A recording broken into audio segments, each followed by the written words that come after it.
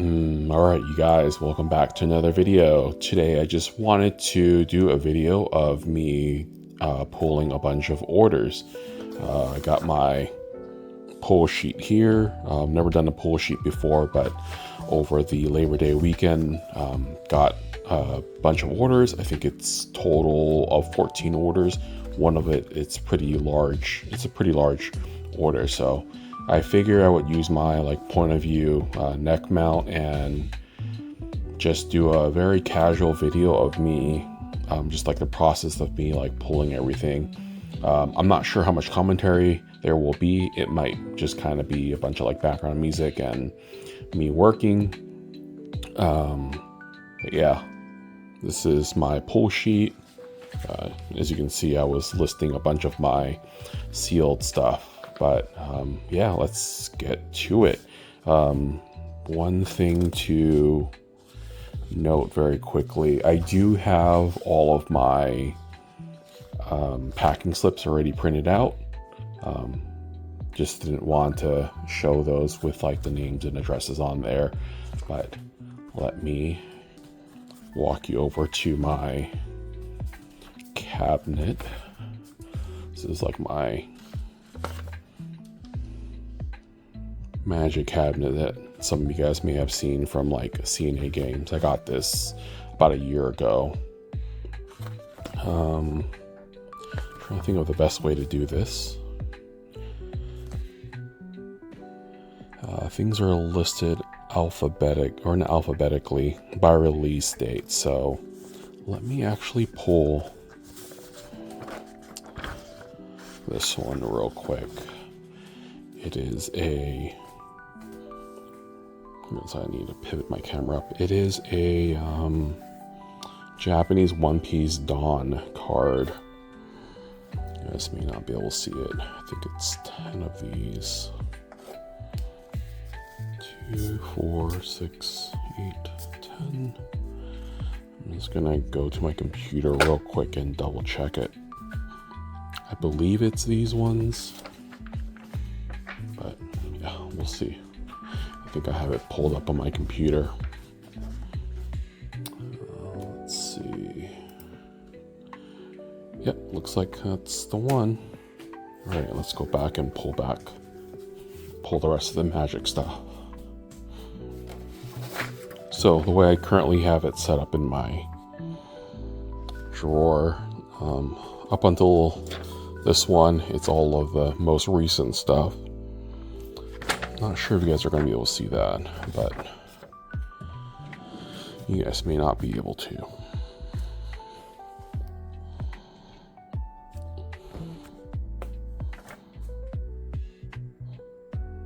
Yeah.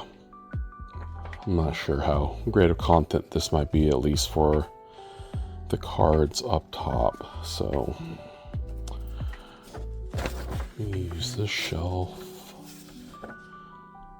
Cryogenic relic, 7 of them. Commons from Edge of Eternities. Nice.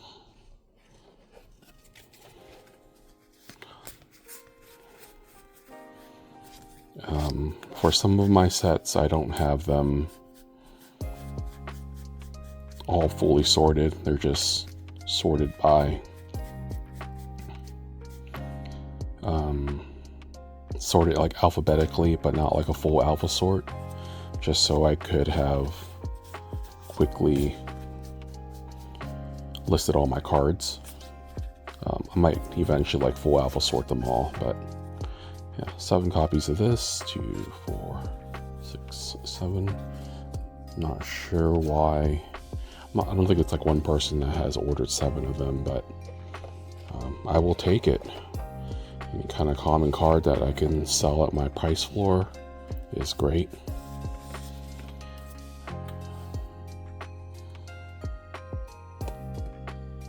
I can't actually see the camera, so I'm hoping the point of view is good. Temporal intervention. It's a common. We're getting used to reading this pull sheet. So it should say if it's foil, non-foil, rarity. I like to, because I have my rares and mythics separated, I like to see what the rarity is, so temporal intervention, and it's a common.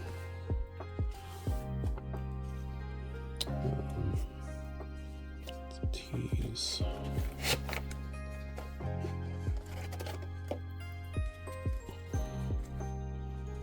I need 3 of them.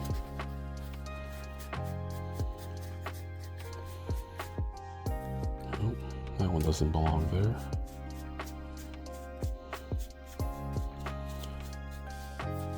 Yeah, because I don't have too many of certain sets, doing it this way, I want to give it a try. It's not too bad so far. Put these back in the T's. Put this back in the S.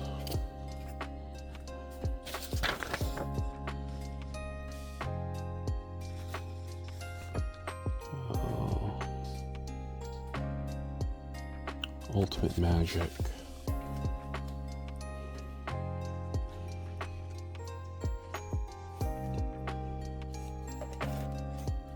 Was it Meteor? I don't know if there's different Ultimate Magics. No.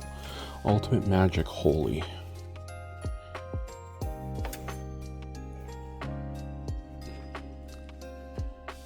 Let's just pull them all out.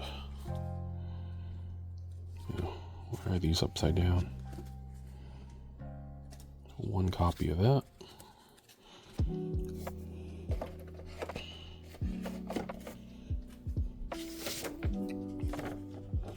Might be better just keep it up here.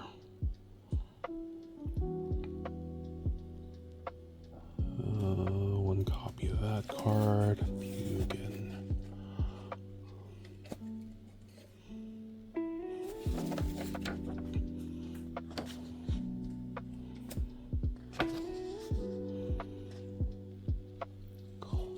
Concealment.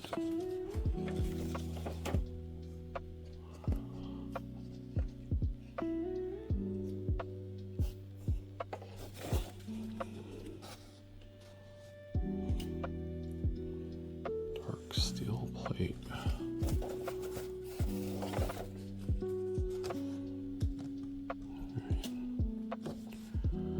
Trailblazer boots.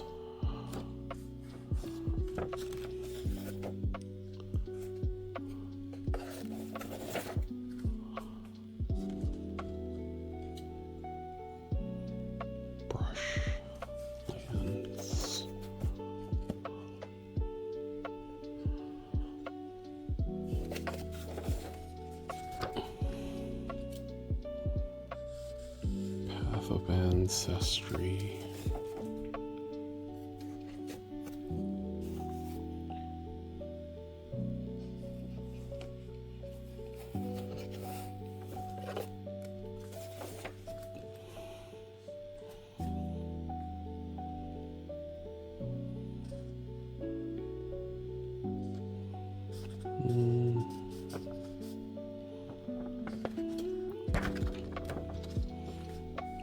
Rugged Perry.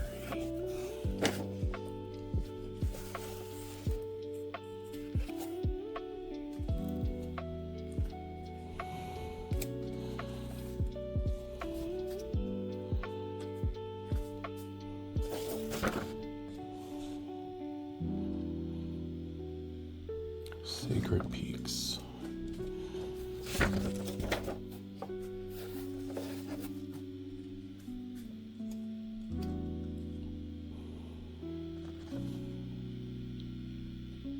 Wooded Ridgeline.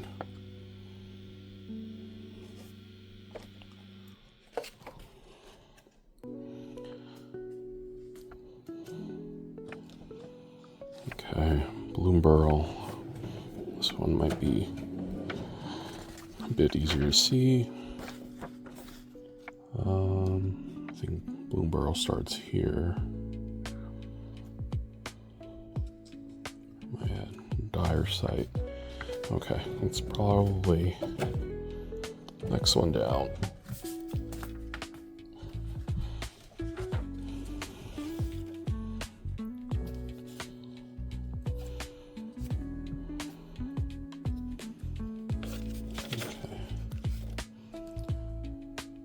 Bloom Burrow, and Assassin's Creed.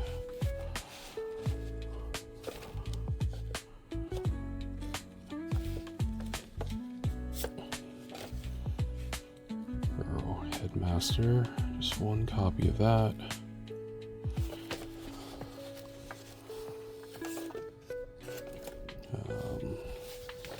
Let's put these together. I can maybe sit on the floor and do this. Modern Horizons 3.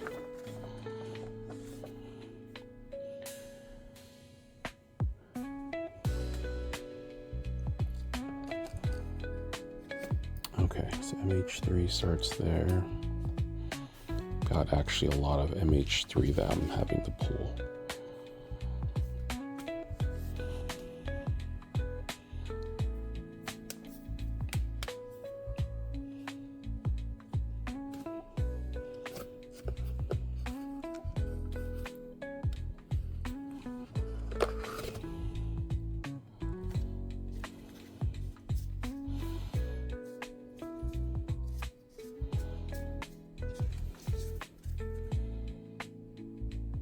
Oh, I actually realized the dyer sight should have been a foil.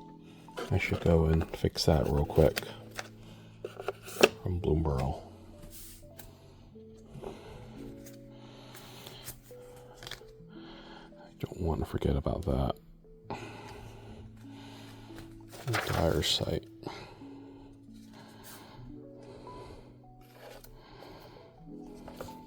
So I keep all of my hollows in the back, or foils I should say, just so they're easier to find.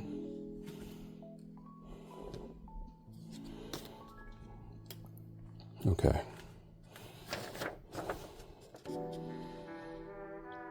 Eviscerator's Insight. Okay.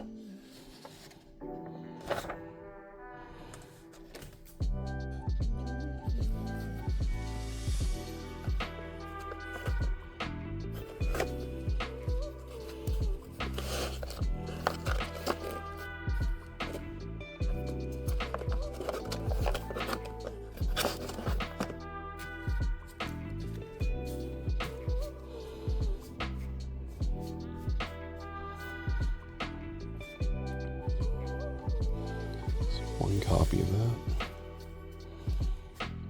that. Oh, I'm not sure if kneeling would be easier.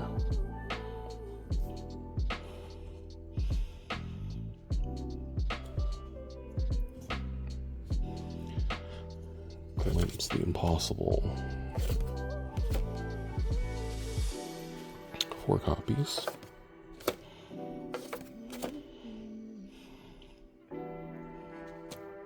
Nyxborn Hydra. Is that 4 copies as well? Yep.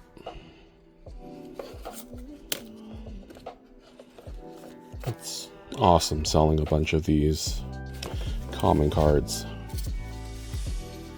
Yeah, someone looks like they're like building some sort of deck and ordered a bunch for me. Bountiful Landscape.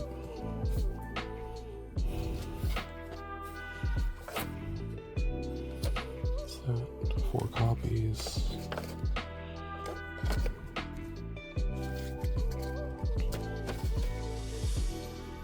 Containment Landscape.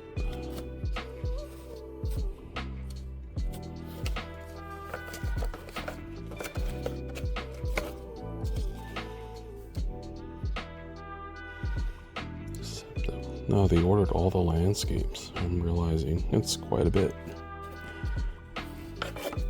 Not sure why they ordered all of these lands at my floor price, but I'm definitely not complaining.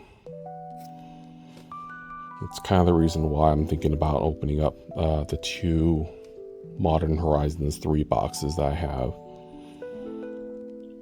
Orbome Landscape.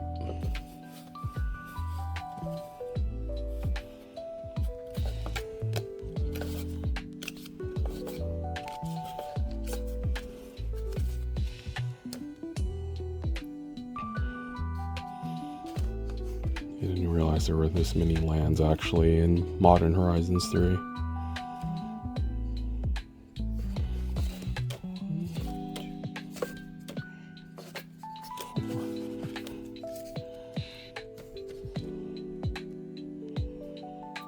Seething landscape. 2, 3, 4.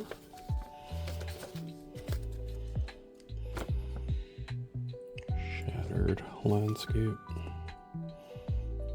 Is there sheltering? Yep.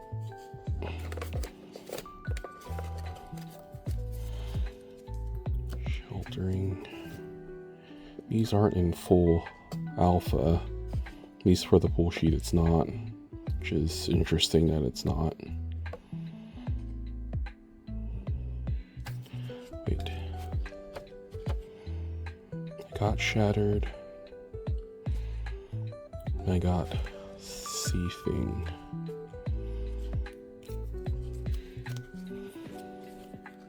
Two, four, 2, 4. Tranquil and twisted.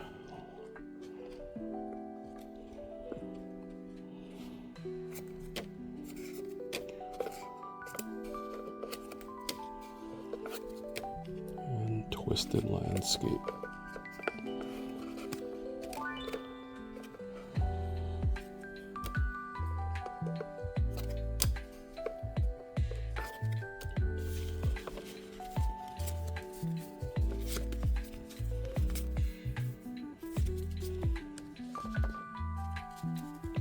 Okay, let's put these away for now.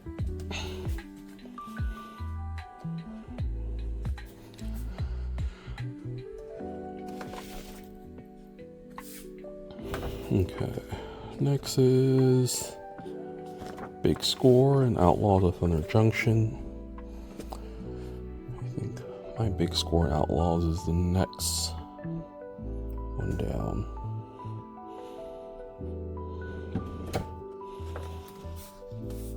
Let me see if I can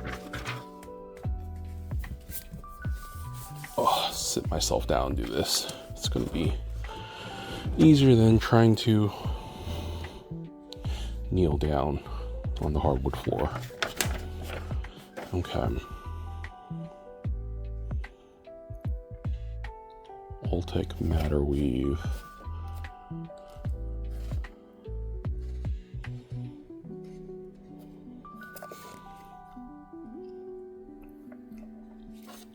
Looks like they got 3 copies. Railway Brawler. Oh, that was one of my favorite cards for Outlaws for doing drafts. Definitely a very strong and broken card.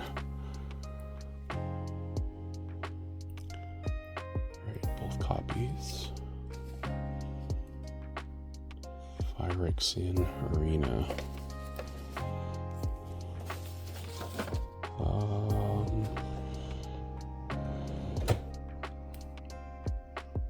Alright. Karlov Manor.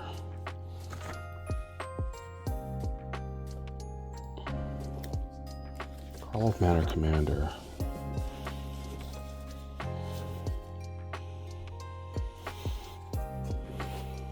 Phyrexian Arena. The Phyrexian Arena always reminds me of one of the star decks that you can play on Arena. You know, they have this card for one of the black decks. It's been a while since I played Arena though, so I don't remember. They actually want 2 copies of that. Or at least the pull sheet wants 2 copies. Jukabog.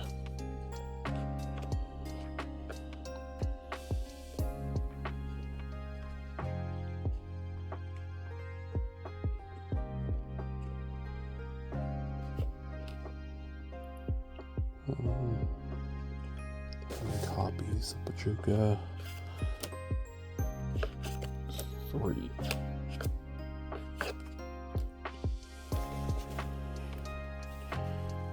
Reliquary Tower. 2 copies.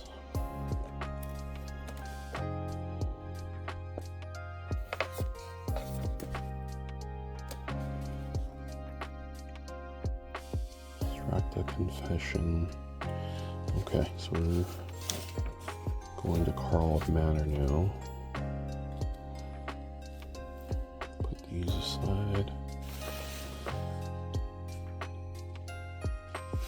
I'm gonna have to go back and forth, unfortunately. I have my Carl Manor split. So, extract a confession. Wanted to, no.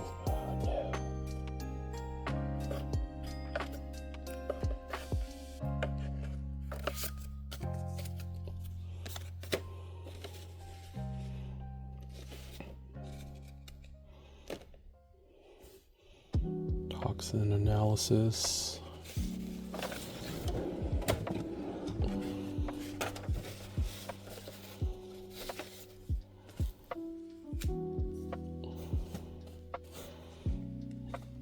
See if I can grab it from the back. My Karlov Manor is not full alpha sort, so it's going to take a little bit longer to go through them. But since I'm familiar with these cards, I kind of know what the art is supposed to look like, and I know it's a black card. So 5 of those. I don't think I've ever really sold any of those before. It's good to sell some of them. 5 copies of Toxin Analysis. Degazi Inspector. 1 copy of that.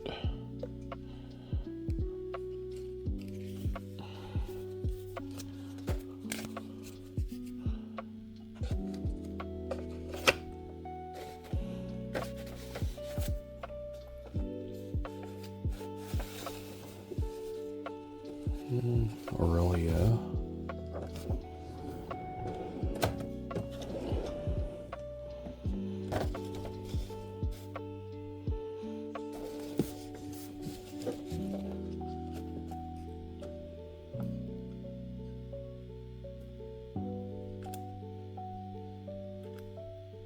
Wait, which Aurelia is it?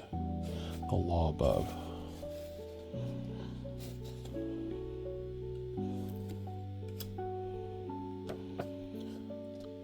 Scene of the crime and demand answer. So let's grab that demand answer first, since it's down here. It's the showcase version. Oh, I think I see it already. Yep.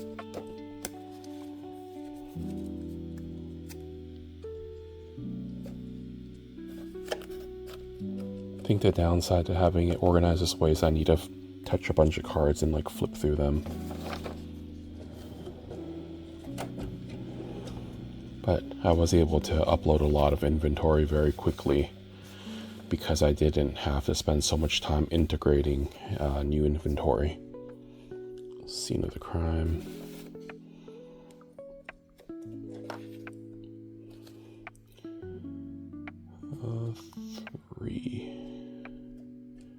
Three copies, yeah.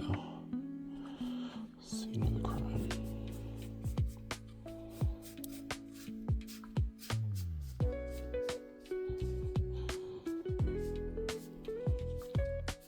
Trying to remember what this card looked like exactly. It's not a card I'm familiar with playing. Okay, it's that land.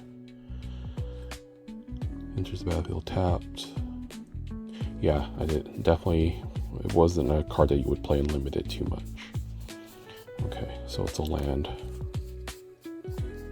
Scene of the crime. Okay, it was 3 copies.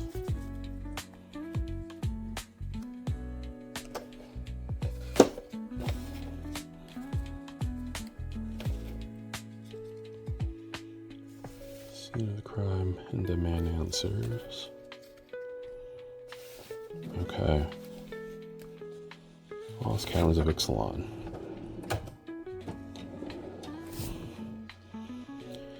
It's nice that these cards are actually selling after I had just recently listed them.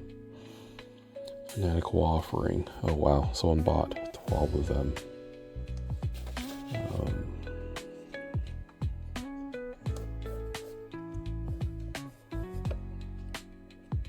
I think I separated all 12 already because I knew it was a popular card. 1, 2, 3, 4, 5, 6, 7, 8, 9, 10, 11, 12. I'm not sure if someone's buying this particular card out, but it doesn't really matter since I got what I was asking for. I'm not sure if this card in particular has like gone up in price a lot. 4 copies of that one. Tithling Blade. It's another popular card. I feel like people have been buying that one out. Yep, that's the last 4 copies I have. Diamond Pickaxe, just 1 copy.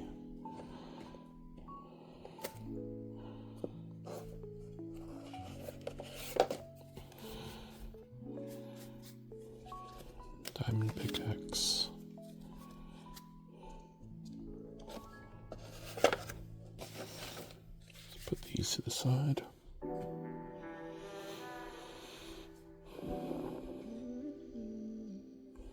Pakal.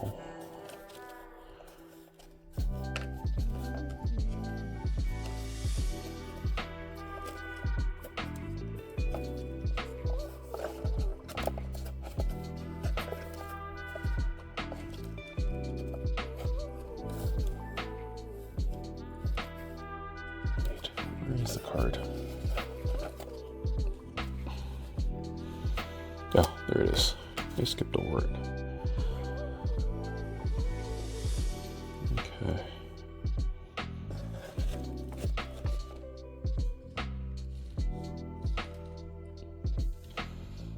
Kutzel. 4 copies of that one. That's another card that I'm surprised how popular it is now.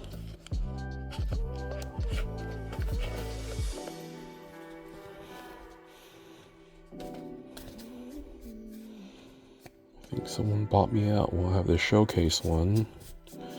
I'm wondering if someone actually bought me out on that card. I know it wasn't a card that was popular for limited, so I probably didn't draft it much unless it was just like the last card or something, or the last few cards that were available to be picked. Oh wow, someone got 2 Hunter's Blowgun foil version.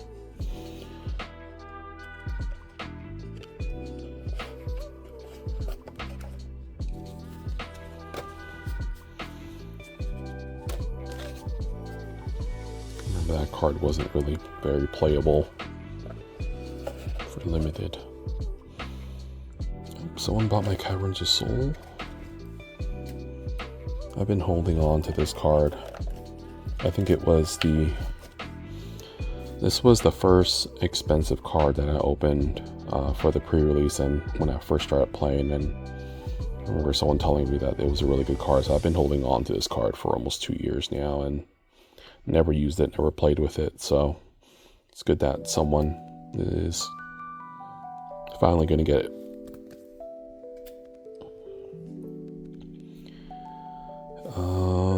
And a couple of tokens. I need to spend some time listing my tokens because I've actually been selling tokens on Manapool decently well, surprisingly, so it's something I need to do. It's just not something I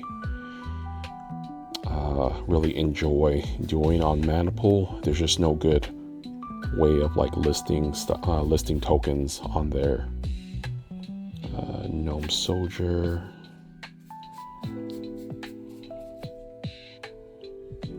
selling these for like 30 cents each. I mean, I'll take it.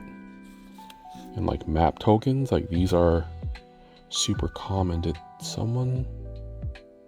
No, they got 6 of them. 2, 4, 6. So they took all but one of my map tokens. That's, to me, that's insane. Like, I feel like map tokens were super common. It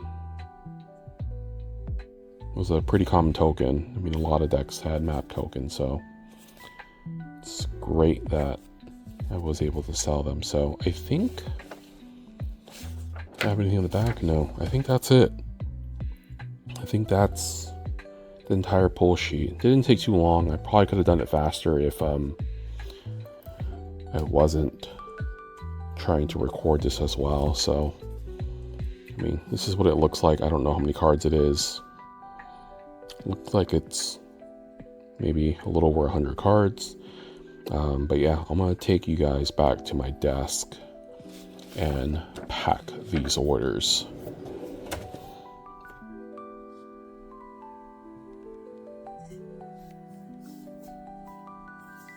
Okay, so back at my desk now. Figure I will now pack all my orders. Hoping it's kind of far enough where you guys can't see like the names and addresses for everyone. But what I like to do is essentially do things in kind of like an assembly line. So it's about 14 orders that I have here. I like to just write personal thank you notes and try to like let people know of my YouTube channel as well. So a bit of quietness while I write these real quick.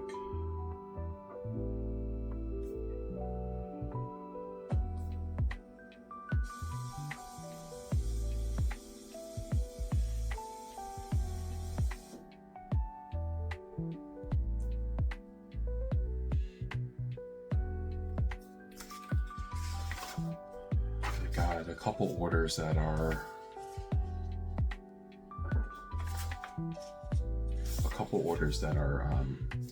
requiring like bubble mailers because they are like a lot of cards.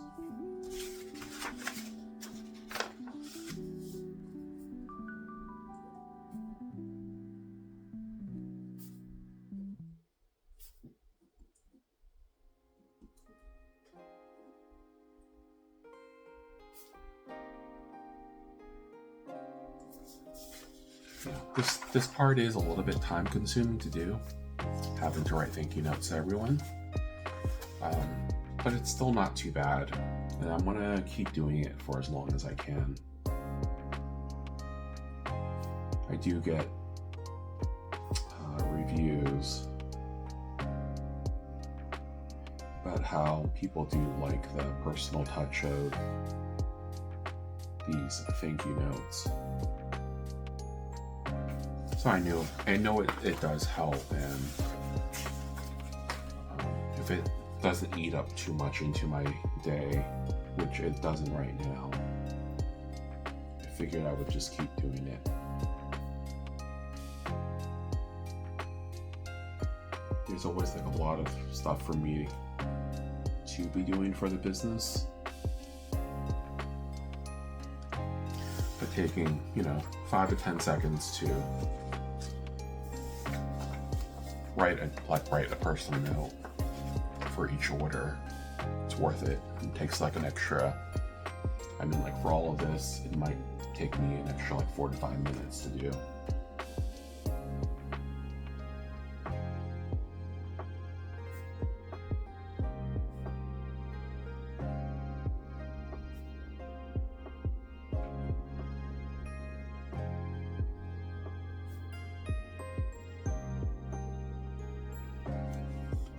I guess something I could talk about is for like all of these orders, I use a website called, I believe it's called TCGPlayer.com. It basically lets me apply one of those USPS barcodes to my plain white envelopes, which allows me to be able to track it. TCGPlayer, and I don't think Manapool recognizes that type of tracking as like legit tracking, but it's still good for me to know, like, did the letter get lost? Was it actually marked as delivered, and now the customer is saying that it wasn't delivered? I've been getting more of that lately since I've been using TCG tracking, though, which has been about 3 to 4 weeks now. I have not received any customer claiming that they didn't get their order, and it's always orders in that like $10 to $15 or like higher range. So as a small business, it definitely hurts when a customer is claiming that they didn't receive their order when they potentially really did, and they're essentially just like committing that be considered like mail fraud, because it's like a free service too. I do it for like all of my orders now, even if it's like a 75-cent order. I still do the tracking that way. I know if a small order does go missing and a customer is saying that it never arrived, at least I know that the service is working. But I still haven't been able to test it out. They offer free insurance as well, so that's like the other like really big benefit. I haven't had to use the insurance and claim anything not arriving or like arriving damaged yet, so I don't know how well it works.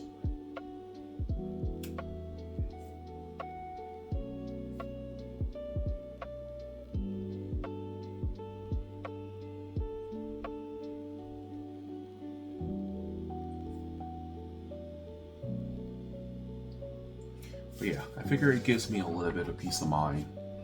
It also probably deters customers from potentially claiming that like they didn't get an order. Like, I'm trying to see, how can I show this without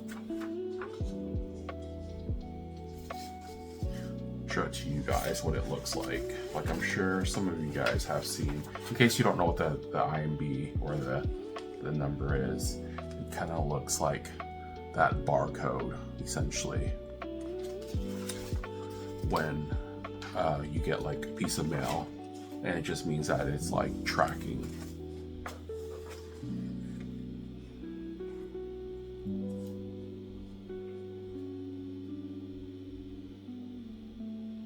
But yeah, my thank you notes are usually just thank you and name, very simple. But like, this person is actually here in Seattle, Washington, so, you know, like, I'll make a note, like an extra thing, like, oh, it's nice like having like a local person like buy from me, or if I notice like particular deck that they're making, like someone had like a bat themed deck that they were doing, they got like a bunch of bat cards, I'll make note of that.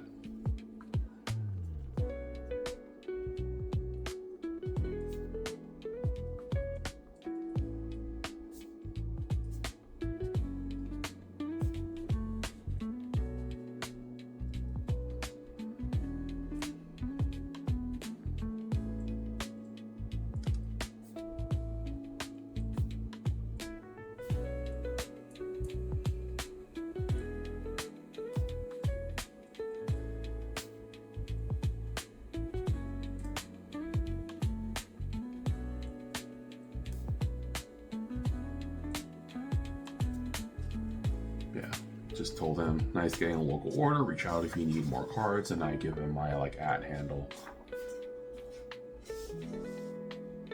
Because yeah, he only probably lives without traffic like 15 or 20 minutes away from me, so it's nice getting people that are like that local.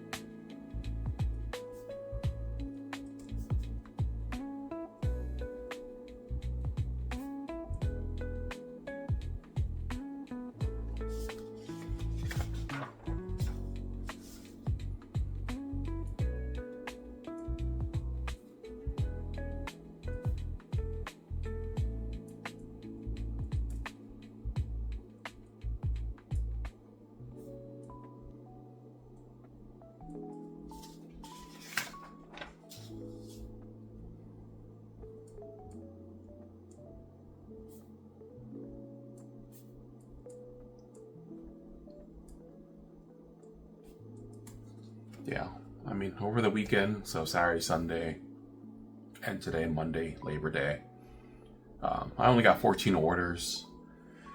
It's not bad, you know, averaging almost like 5 orders a day. I will definitely take that. I still would like to consistently get like 10 to 15 orders a day.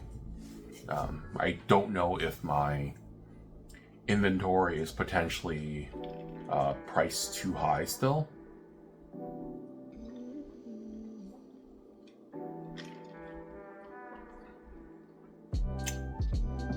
But I want to keep it where it's at now. I want to widen my inventory more and see if that helps accelerate more sales, bigger sales too.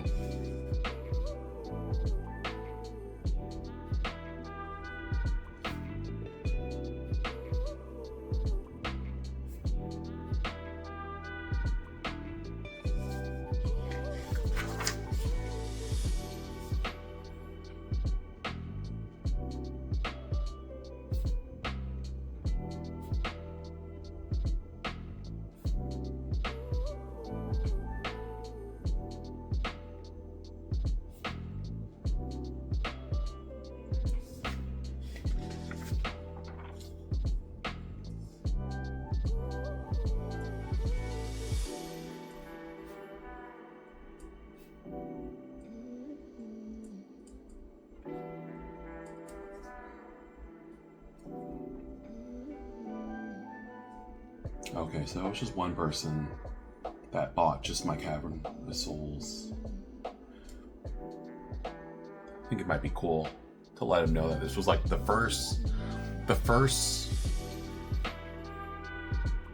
big hit I pulled out of my first like pre-release. I remember it was my very first pre-release that I pulled the Caverns of Soul. I read the card. It seemed horrible for limited.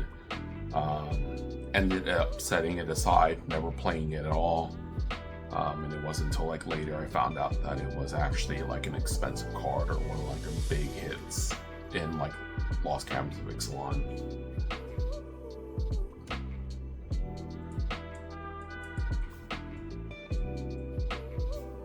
This card was my first big hit.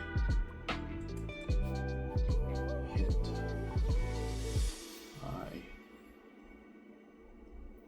opened during my first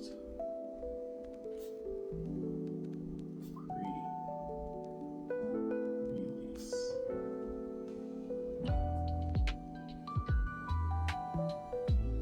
Never got to play it though. I hope you enjoy it.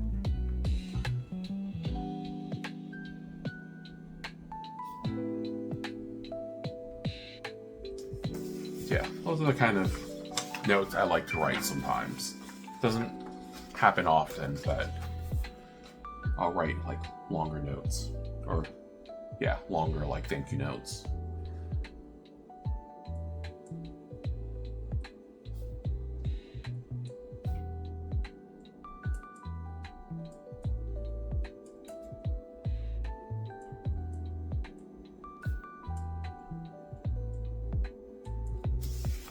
Okay, now for the fun part. Actually packing the orders now. I try to do things as efficiently as possible. I'm trying to think what I should start with first.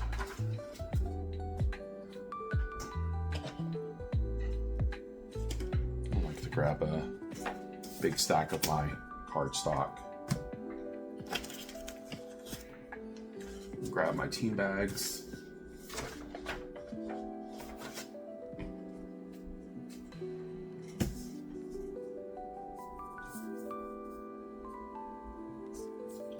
Yes, I will pack this one piece order first. Let's grab a bunch of penny sleeves.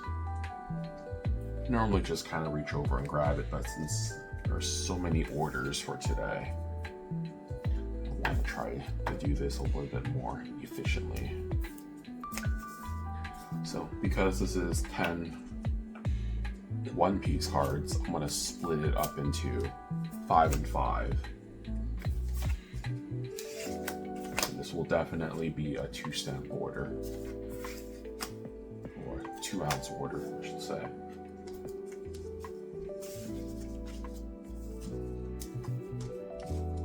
Now, I forgot to make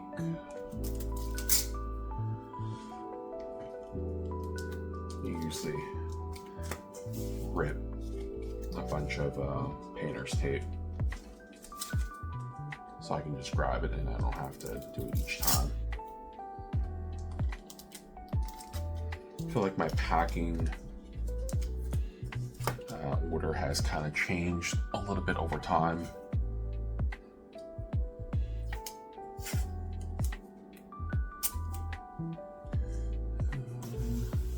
Figure out what's the best way of doing this.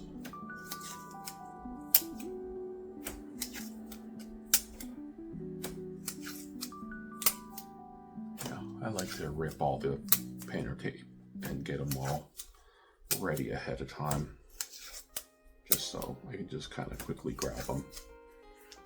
I know I'm going to need at least, well, I'm not sure actually how many I'm going to need. I have 14 orders, but some of them are going to bubble mailers. 2 are going to bubble mailers. I know at least this order is going to need 2 pieces of painter tape, so 2, 4, 6, 8, 10, 12. I'll do 13 for now, and then I can always do more.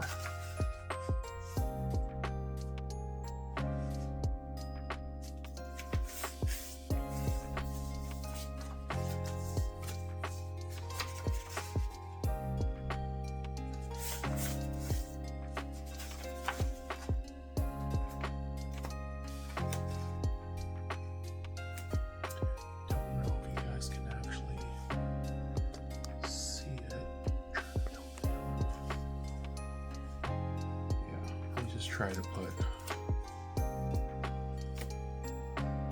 one on each side of the letter.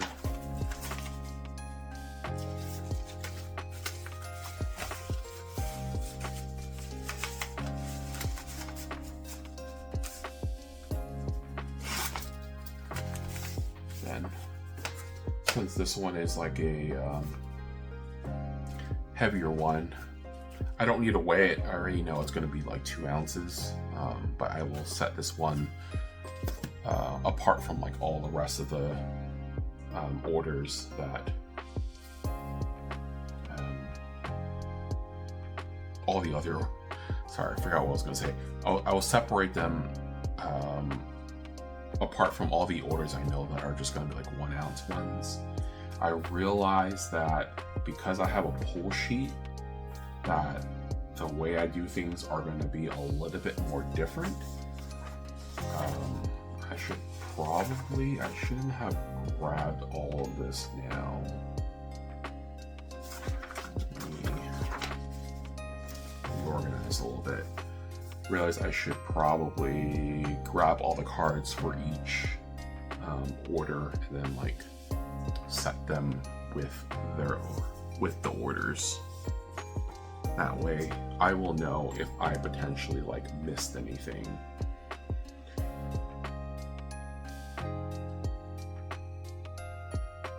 Okay. Set the caverns, the souls aside, since it's, well, and the World Weight Brawlers, they're the only ones with sleeves on them. Okay.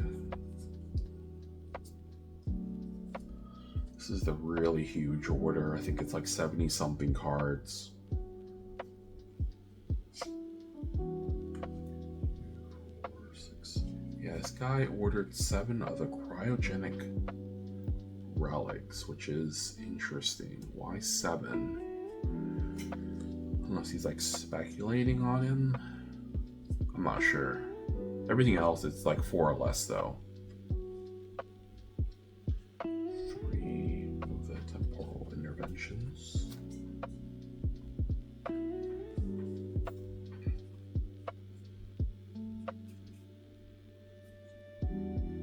So he only got 4 of the fanatical offerings from Lost Caverns of Ixalan, so he didn't wipe me out.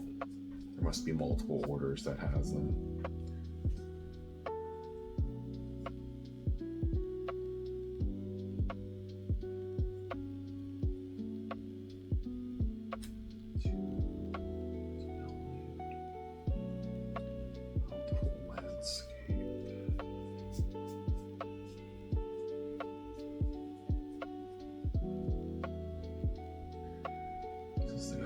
Landscape cards, I think it is. Okay, so Bountiful Landscape, Containment,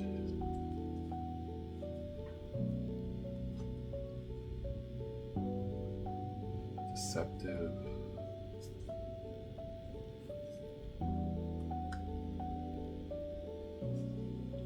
Foreboding,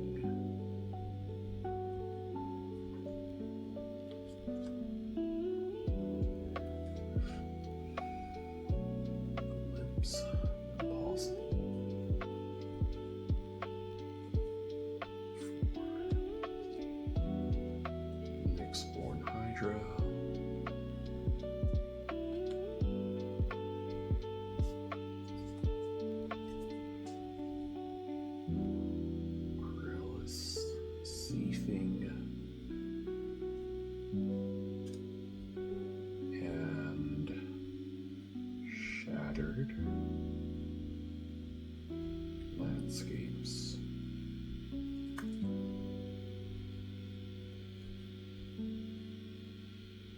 I'm sure I got them all. Shattered, Seething. Okay, that's those.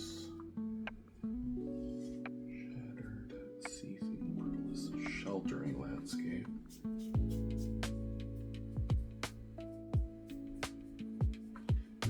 Is that one I actually forgot to pull?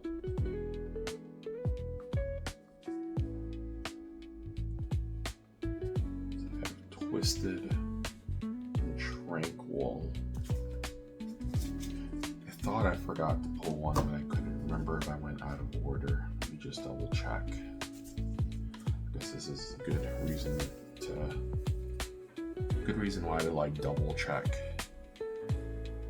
these like bigger orders. So I got Shattered, I got Seething. I don't have Sheltering Landscape though. Okay, let me go grab it real quick. Okay, I think I have the cards I need. The Sheltering Landscape. Okay, let's just make sure.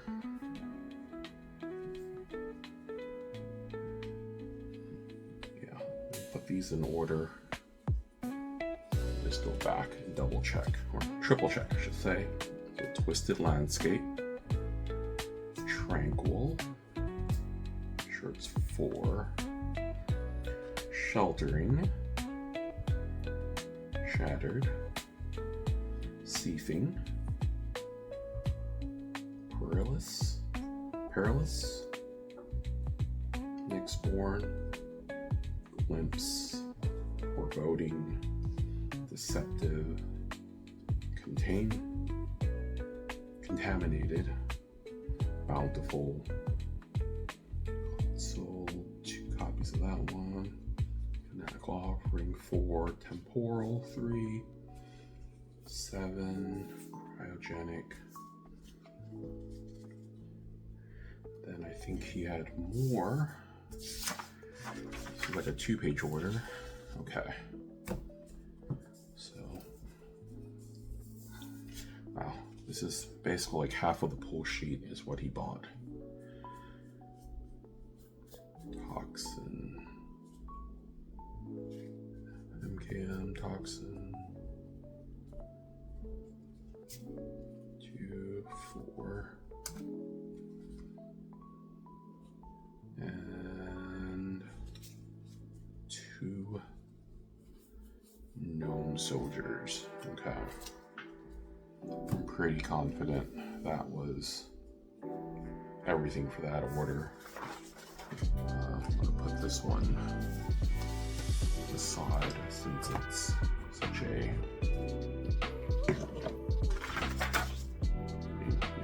never had. This is, how many cards is this? 73 cards. I've never actually had an order this big before. I think the biggest order I've had previous to this one was maybe like about 40 cards. So we'll set this one aside. Okay, let's get the next and big order out of the way.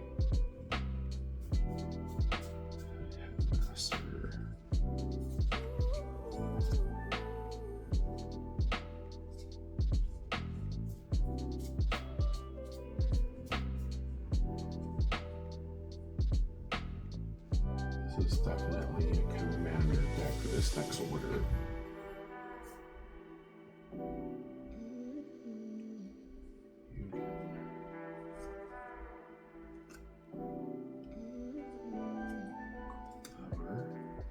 Dark Steel, Sacred Peaks, Trailblazer Boots, Ultimate Magic Holy, Wooded Ridgeline, and they got one of the Kutzil. This card must be a pretty popular card in Lost Caverns of Ixalan. It's probably kind of dark. I'm sure that probably turned on my light. Might make it look a little bit more washed out though. Yeah, 4 copies I've had, they sold over the weekend essentially.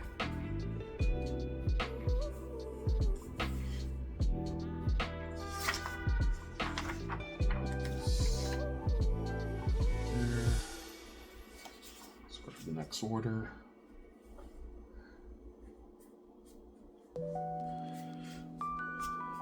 Umberal Dire Sight. That's the foil. Fanatical Offering. 3 of them. Pachuca Bog. The Pachuca Bog is definitely a card that I see a lot of Commander players getting. Battlefield tap when enters battle, exile target player's graveyard. Okay, I can see why that's a great land card to be playing. I don't know if it's legal or what formats it's legal in other than Commander. This person got 3 of them though. So, tells me they're not making a Commander deck.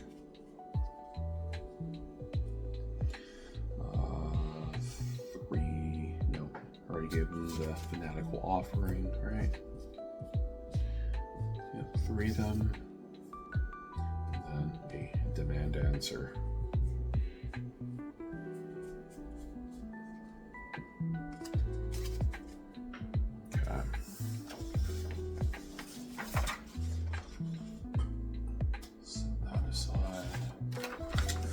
Person got the Lost or the Caverns of Souls.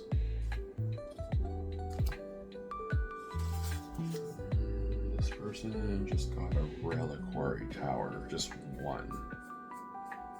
I realize that's another popular Commander card that people seem to order just 1 of.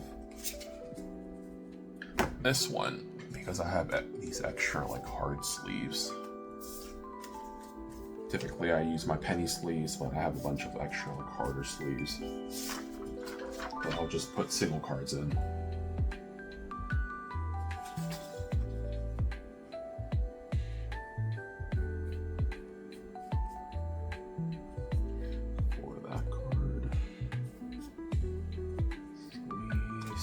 frames.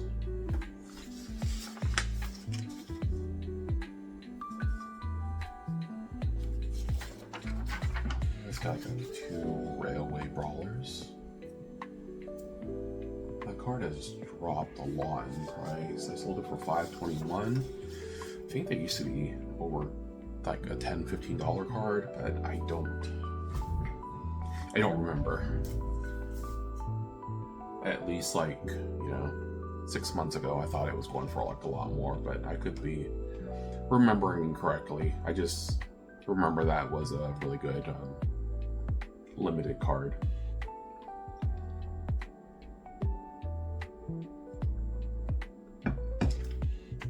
These fanatical offerings, a lot of people are just ordering from Lost Counter Salon. It seems like it's like the best uncommon card within the set, and I don't know if it's because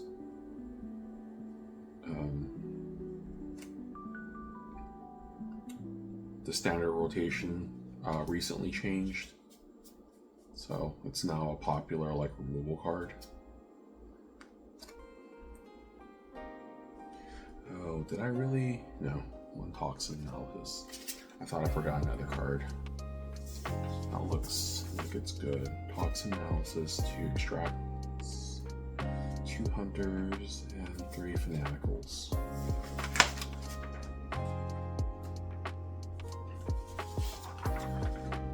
That's another single card order, so I will grab my harder sleeve and put a Firex in Arena.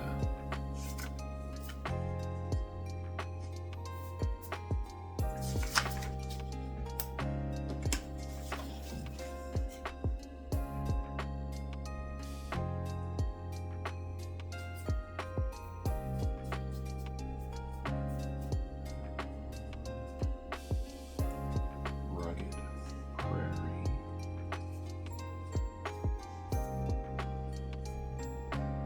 Call.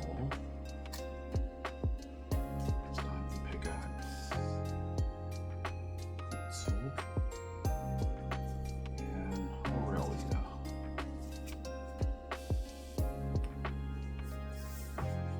Yeah, this was my Seattle order.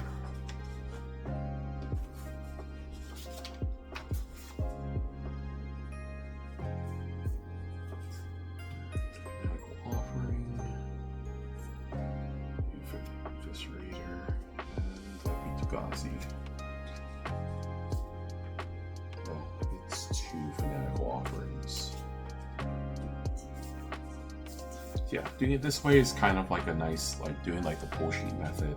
It's kind of nice because it allows me to see if, like, it's another safeguard to see if I potentially made any like mistakes.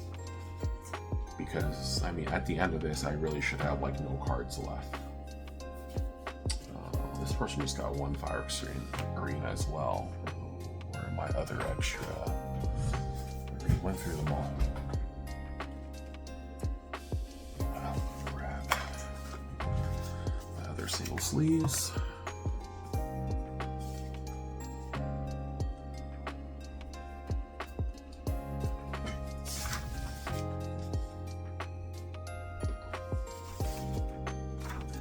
Another single reliquary tower.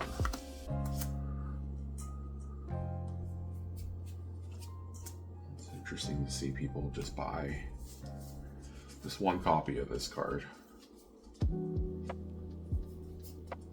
I feel like my inventory is starting to get like wide enough where people might want a bunch of different cards from me. No, that's not good.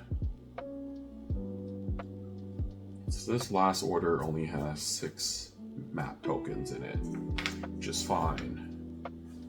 But the Path of Ancestry, I'm not sure. I forgot to add this into someone's order. Let me double check my pull sheet. It's a Final Fantasy card. Did I just pull one extra one by accident? No, it's supposed to go to someone's order. Okay. I'm gonna just have to remember that I have an extra copy of that, or else someone's order is gonna be short. So I will start checking again, I guess. This order, it's just 6 mana tokens, so I'm gonna start packing them now.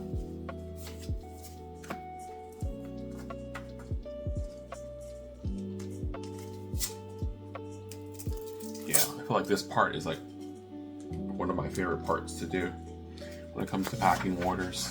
It's kind of like the very end, and you're putting them in envelopes now to get ready to be sent out. Like I will send this out like tomorrow afternoon sometime. If I get like any other orders in the morning, I will then pack those orders and then drive over to the post office. I don't always drive over to the post office. Sometimes I'll just like walk it over to the mailbox and set it in the outgoing mailbox. But for tomorrow, because I do have a few orders that require to be dropped off at the post office, I'm going to do that. I know some people will have orders picked up by the post office. I don't like doing that just because of where I live. It's a nice neighborhood, but I don't want to leave my packages outside. And then when you schedule to have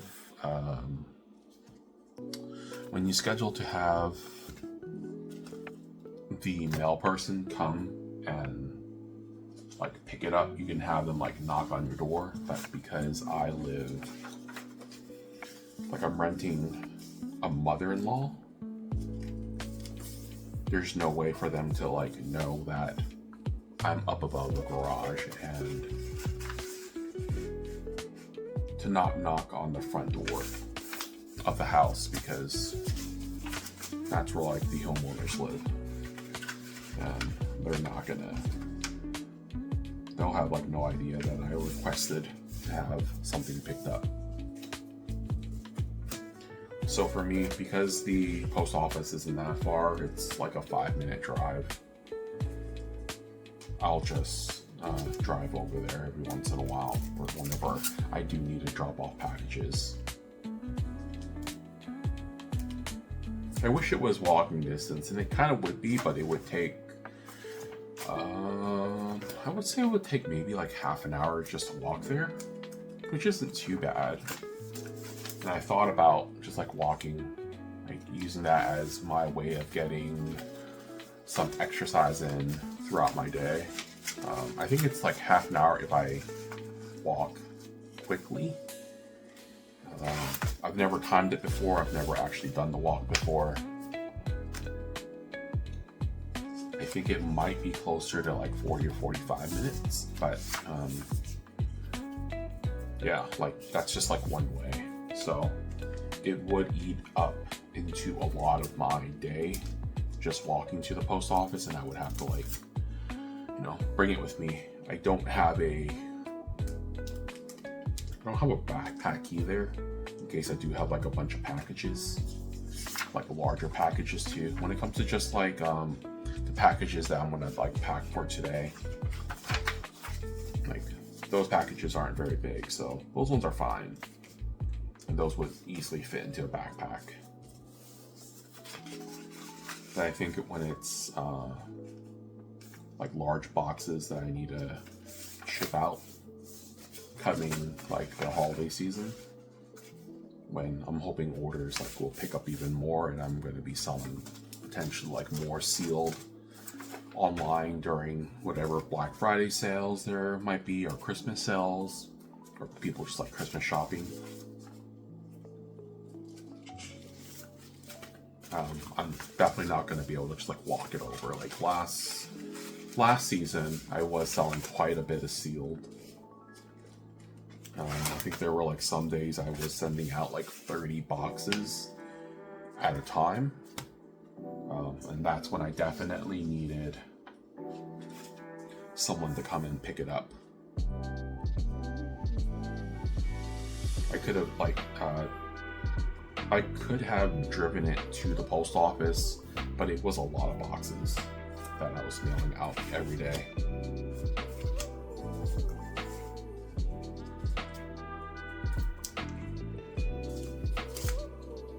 I think if it gets to that point this holiday season, I might have like pickups and just leave it on like the front porch. But that would be like thousands of dollars just kind of like sitting outside there where someone driving by could potentially grab them. So I don't know. Seems kind of risky. Probably shouldn't be lazy and just I should probably just drive them to the post office every day instead. So I would hate to get any packages stolen.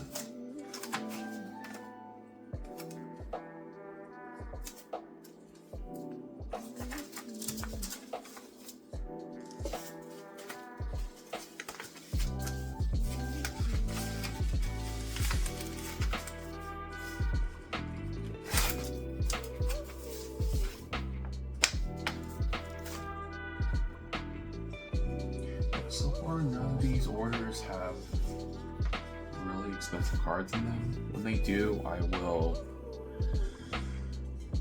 sleeve the cards like separately.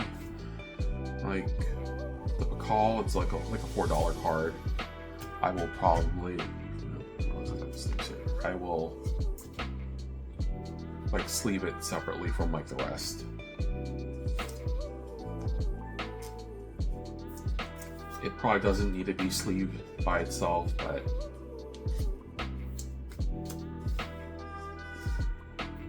just to give it like a little bit extra protection. I mean, it is only just like a penny sleeve, so it doesn't really cost much to use another sleeve for a more expensive card. An extra sleeve for like a penny sleeve, or a penny sleeve for a more expensive card. That's what I was saying.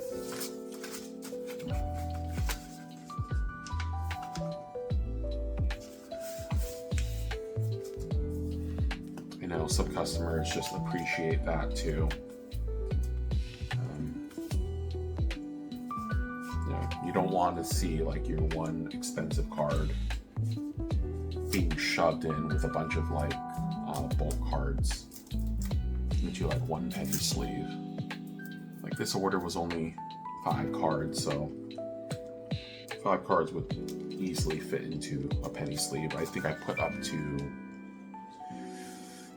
8 or 9 in one penny sleeve just to put it all together, especially if they're just all bulk cards. But I try to treat cards that, you know, are over like $4 with a little bit more care. So if that looks like me just putting it in a separate penny sleeve, then, you know, and it makes the customer happy, why not?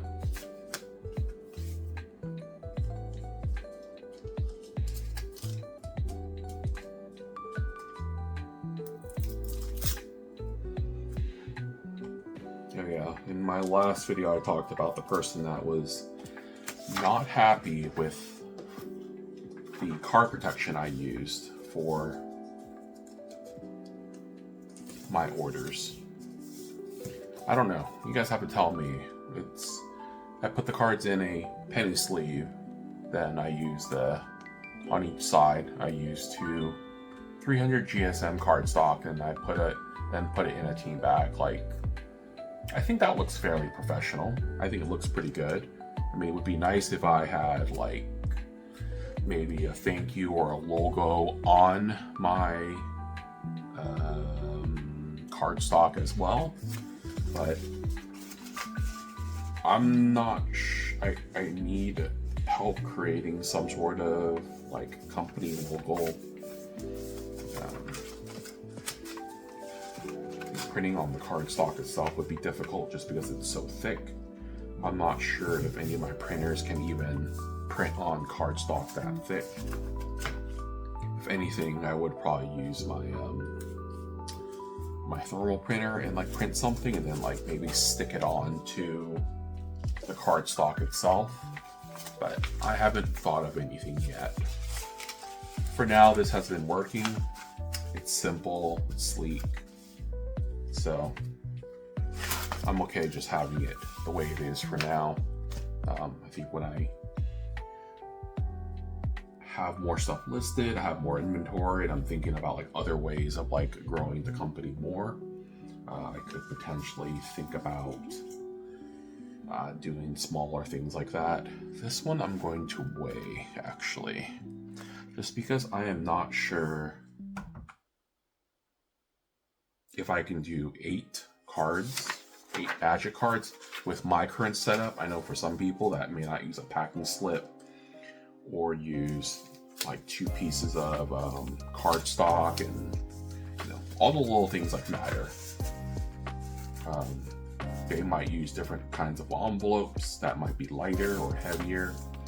They may not be able to fit 8 with just one stamp. I always forget for magic if I can do that. So I have my scale that I bought on Facebook Marketplace for I think like $5. Super cheap. I can weigh it by the ounce to 100th. What I'll do is I'll stack all the cards on there.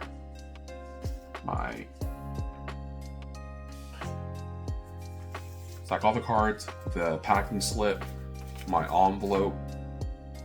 It's at 0.85 now. It went up to 0.88. If I then put 2 pieces of cardstock, it's at 1.02. I don't think the post office is gonna. I've never had this issue where the post office, like, it's a tiny bit. It's basically 2/100ths of a ounce over that 1 ounce threshold. They're not going to reject it because it's that much over. So with the 8 cards, I will add the 2 pieces of cardstock on there for extra protection, although I think it wasn't zeroed correctly. So let me try and weigh it again just to make sure.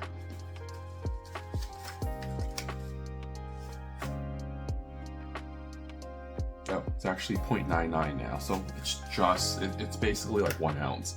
With the actual physical stamp that I do put on there, it will probably make it over 1 ounce. But yeah, post office workers, they're not going to check. All the cards here are less than $3 each. Although I have 2 foil cards, so this is one time that I will, even though they're like bulk foil cards, I will just use an extra penny sleeve. And this is something I do. I don't know if it really matters, but I will put them back to back like that. If it's like 2 foil cards, put it in a single penny sleeve. That way the surfaces of the foil card is protected. Penny sleeve itself is going to add a little bit extra weight, but it's negligible.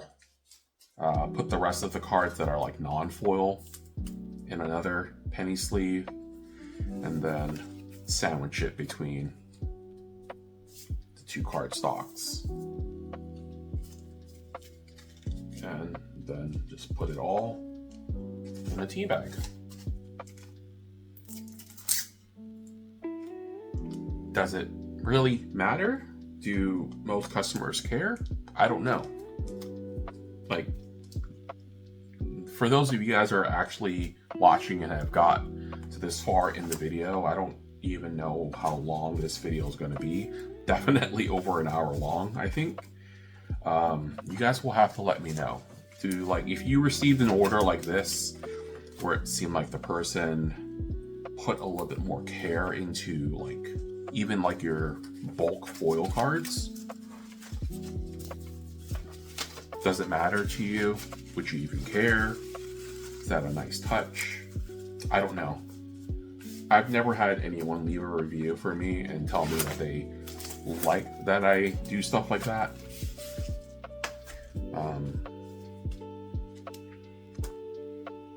But I have to assume that it matters. Yeah, like my 2 Railway Brawlers, they're $5 cards. They're both in their own like penny sleeve. Definitely fresh penny sleeve. Don't use. I wouldn't reuse any kind of penny sleeves. Like I wouldn't. You just don't want. Even if it was just like a penny sleeve that was like reused once, in case there is any like smears, smudges, any kind of dirt or grime on it, like it can damage the card. Customers see that, it just does not look really good, and you're saving a penny. It's just not worth it. So I always use new penny sleeves, even for like orders that I order. You know, it comes with sleeves and all that stuff. I don't reuse them. There are certain things I will reuse, like if I get like I don't like using shipping shields or like top loaders, but you know, I'll save them for other orders like bubble mailer orders. But that's like the one time I will like reuse something. I don't think you should be wasteful, but at the same time, when it comes to like penny sleeves, they're so cheap that you shouldn't go. I don't think you should like reuse them, especially if they look like they're kind of grimy and dirty.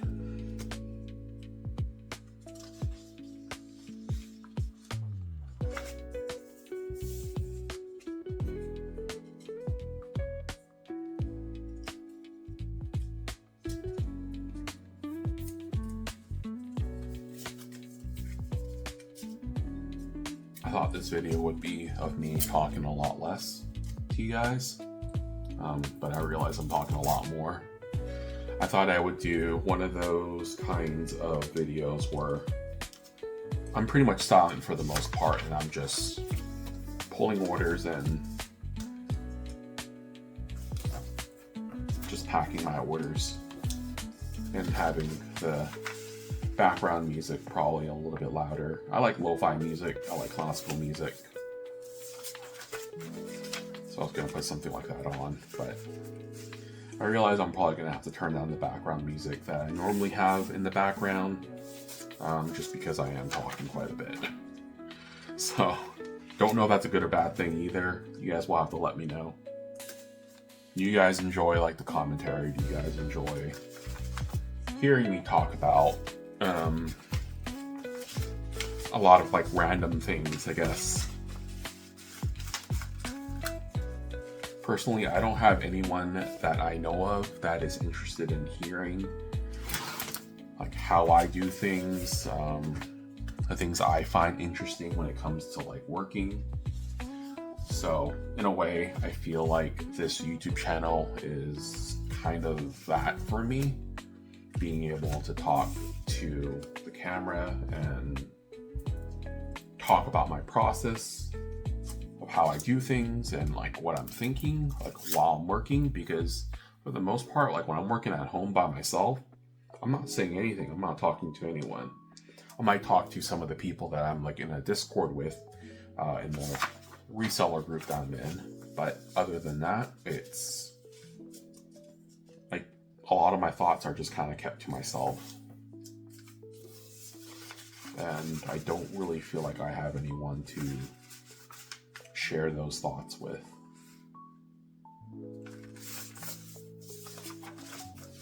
It's the one downside with using the TCG tracking. The fold lines that they have when you like, there are these, let me see if I can show it to you guys. They have like these guys can see that or not. I'd be happy these lines are supposed to fold. They are a bit too... That's what I'm looking for. They're a bit too low. So if I were to fold on those fold lines,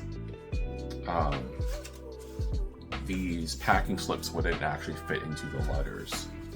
So I've had to add like an extra fold to them in order to make them fit.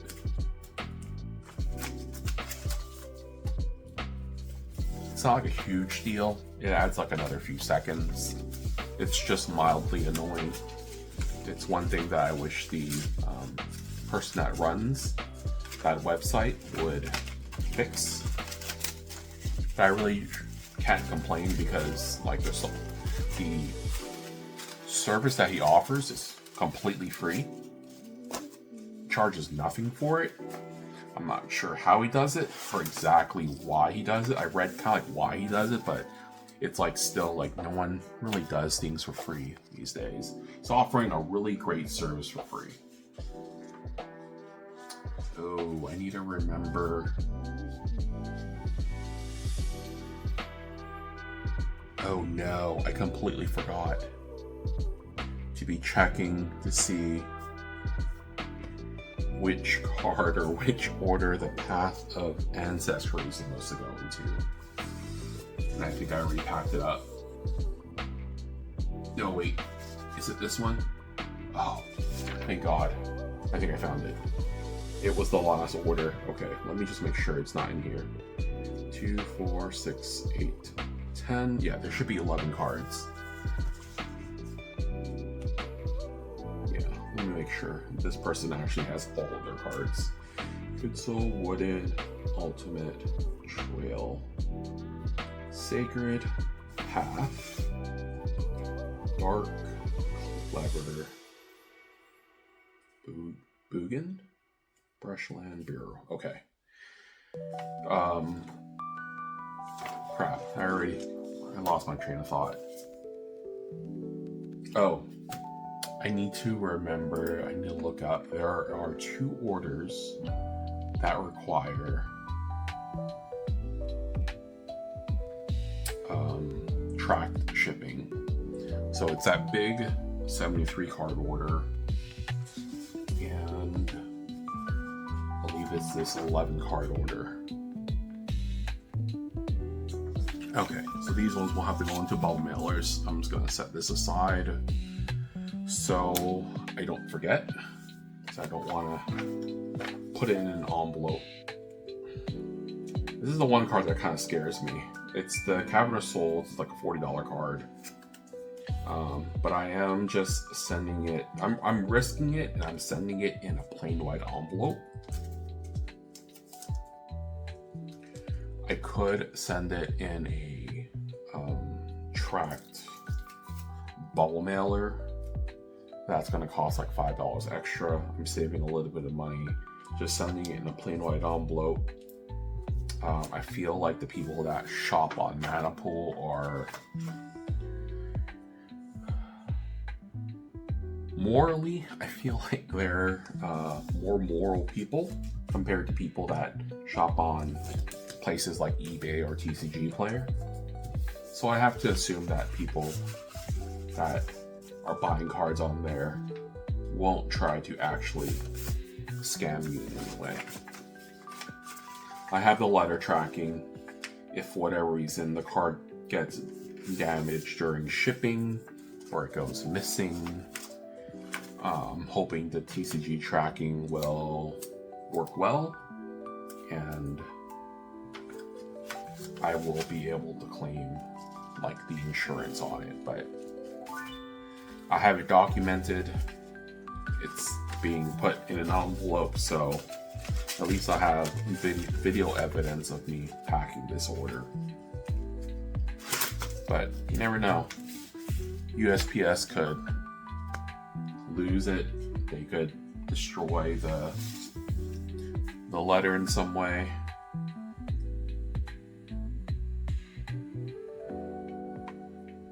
Okay, this one just has one foil.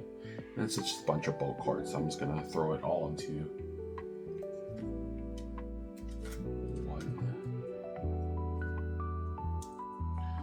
penny sleeve.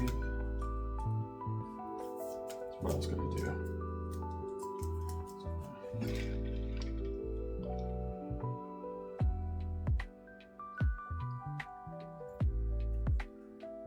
I realize that talking, as long as I have been so far in this video, it's making me a lot more thirsty than normal. What's my phone's battery at? Okay, I'm still at 40%.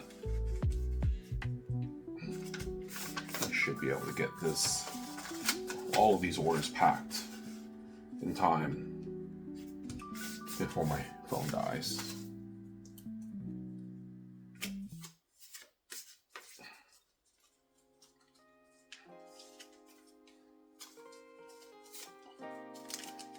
Okay, I think after this, it's really just the two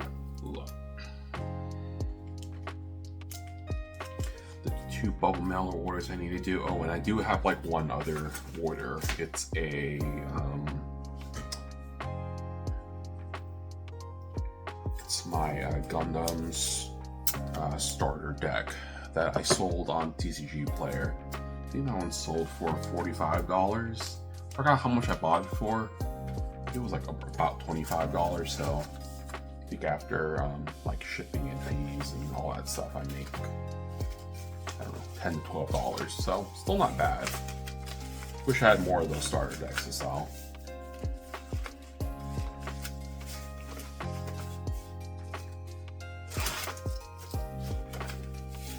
I'm gonna weigh this one. This one was 8 cards as well. Yeah, it's just a tiny bit over. It's 1.06 ounces. Post office, definitely not flag that. I've never had any issues with orders like that. Okay, so this is my only order that I need to add an extra ounce stamp on.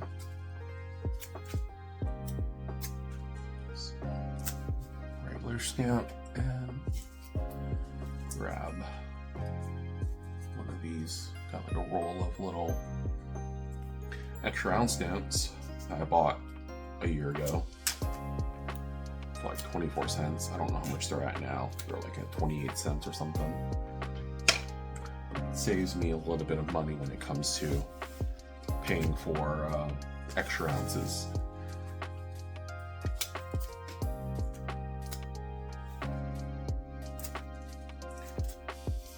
Yeah, typically if I'm not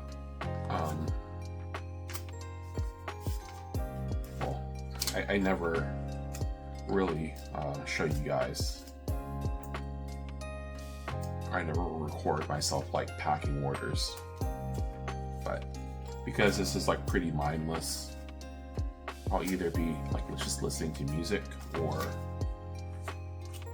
I will typically be like listening to like a documentary or watching something. Like I got into watching like King of the Hill again because I heard there's a new season after, how many years has like King of the Hill like not been on TV? It's been like at least 10 years, right? 10 or 15 years. But yeah, I heard there's like a new season. I don't know what season it's on now, but I don't have cable TV. I don't have any streaming services anymore, so that's something I will probably have to wait to watch on a streaming service once I subscribe to one again. I used to have Netflix, but I don't have Netflix anymore. So basically all my content now, I feel like, is just YouTube. So I watch a lot of YouTube. Lots of great like channels out there of different like variety of things I'm interested in. So sometimes I am watching like business, like TCG business related stuff. Other times it's just like random ones. Like there's a guy named what's it called? The Gold Trawl Farm. It's basically this guy that used to live in the city, like New York City or something, and now he lives in like Vermont or something, and he owns a farm, and it's just really cool to see how he has built up that farm and like his progression of everything.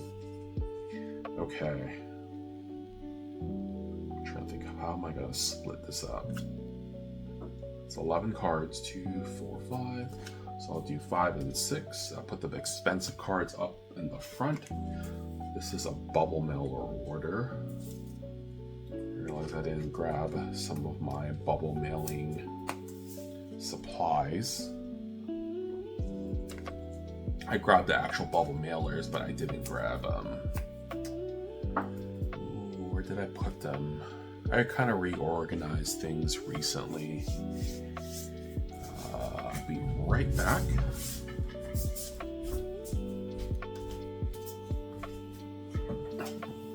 Okay, I completely forgot where I put them. It took me a few minutes to find it. But yeah, I like using. So I opened up a lot of like Murders of Caliban or like Commander decks. I have like these like hard card stocks, and then I also have some like old Pokemon like dividers that are pretty stiff as well. I think they're actually stiffer than my. Yeah, they're a little bit stiffer than my little card stock thing. So I figured like these are good like protectors to use. I should probably print out. So I like to use Pirate Ship, pirateship.com. Log into my account.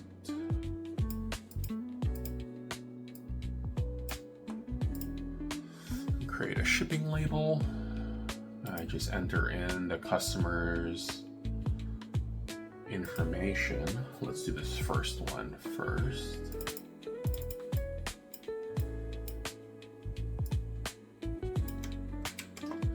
Probably a faster way of doing this, but I don't do this too often. I'll just kind of copy and paste all the customer's information.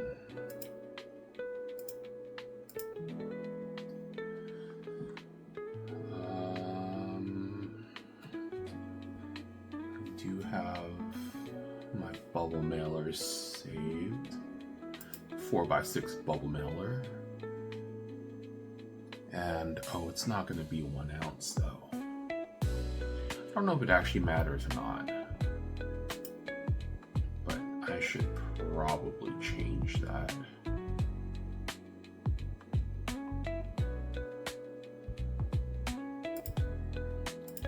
I'm not going to use save package. So it's going to be a 4x6. It's going to be a bubble mailer. Weight-wise, let's see. I think this is going to be like a 2 ounce. It's going to be in between 1 and 2 ounces. Yeah, it should be like 2 ounces. Let's see if it changes. I think it was like $4.54 in order to ship it to this order to like Arizona. Same price. Okay. So I guess going from like 1 to 2 ounces, it doesn't really matter.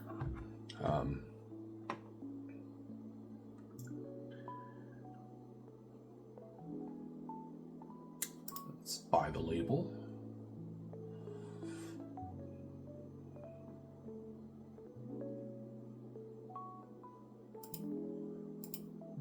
Copy that. Okay, let's print it, and let's print it on my, I haven't used it in a while. Print it on my new thermal printer. Should be printing, I hope. Oh, there it is.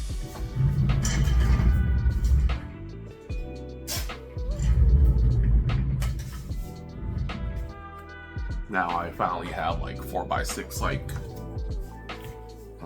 small little, what do you call it? Small, like brain farting here. Thermal labels rather than, I think I was printing them on like basically like these like full sheets, but they were like these half sheets, so they were like really big labels. It was basically double the size of the 4x6s. But yeah, I'm gonna add a bunch of protection.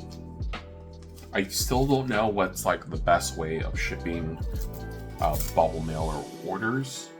I figured I would still do it with the cardstock that I typically use. And then I'm gonna be adding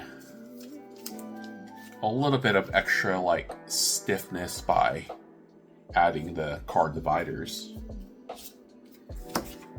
And I will fold this customer's order into thirds.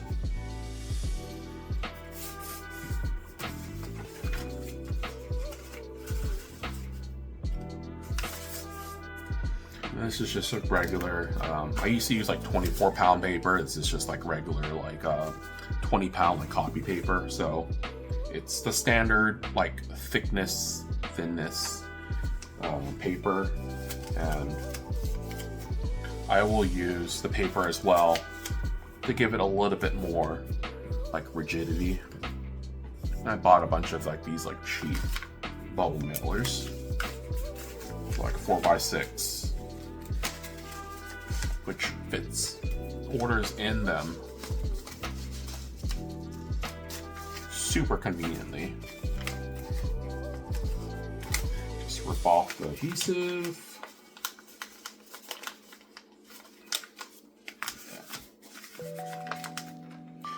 Fold it over.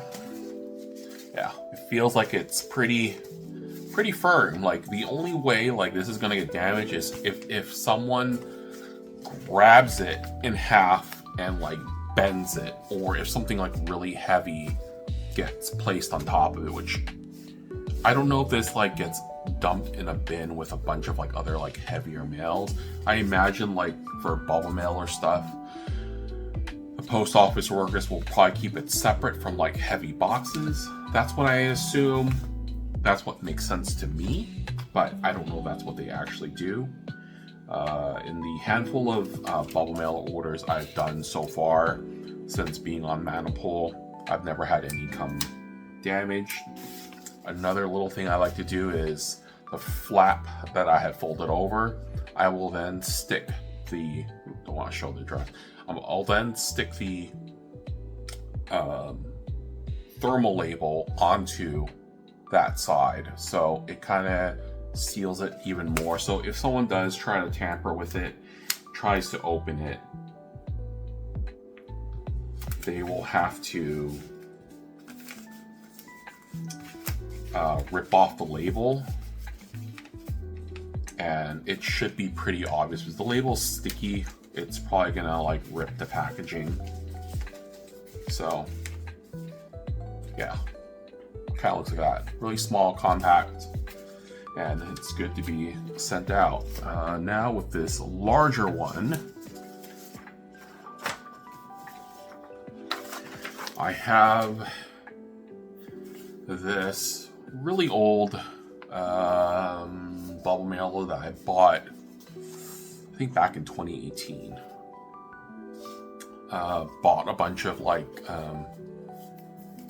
what do we call these? Like stamps, I guess, in a way for it. Never ended up using it. Figure I would use it for this order. I'm hoping it's not going to be too expensive, because I know when you go through like the post office and send out orders, they're a lot more expensive compared to going through something like Pirate Ship. Oh, let me mark this order as shipped. I'm gonna put in the tracking number as well for the customer, so they have it. They see that the label was made.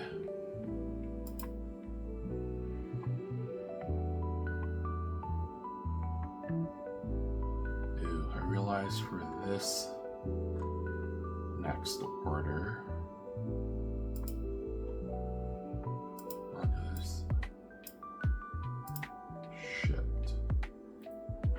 I am probably going to have to handwrite like my address and everything on here, so this is going to be complicated. Let me package these first, see if it will even fit in here. It should. It's just, this is a pretty fat stack. I want to see if there are any cards that are particularly like pricey. And there really doesn't seem like there is. For the most part, they're bulk cards. There's a few cards that are like $1 or 82. So I think it's pretty safe just to maybe split this into 2 halves and put them in a team bag. So let's see, there's 73 cards. 73 divided by 2, 36 and 37. So we'll do 36, 2, 4, 6, 8, 10, 12, 14, 16, 18, 20. 2, 4, 6, 8, 10. 2, 4, and 6. Okay, so 36 and 37. I will add the card stock to each one just to give it a little bit more rigidity.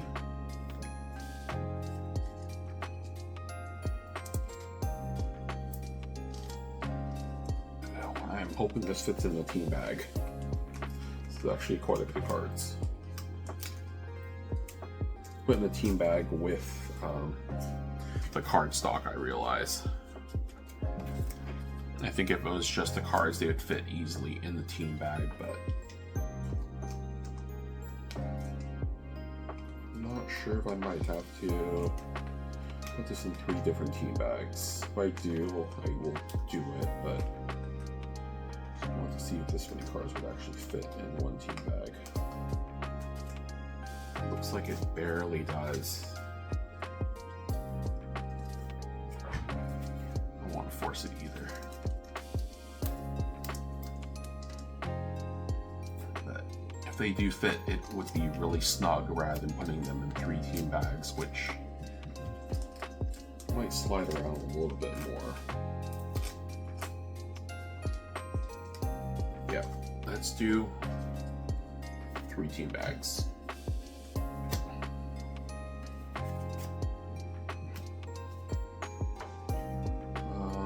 So about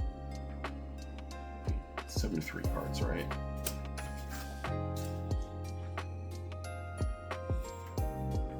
Pull up my calculator. 73 divided by 3, so 24 cards each. Okay, let's recount them. 2, 4, 6, 8, 10. 4, 6, 8, 10. 2 and 4. It's 1 stack. 2, 4, 6, 8, 10. 2, 4, 6, 8, 10. 2 and 4. Another stack.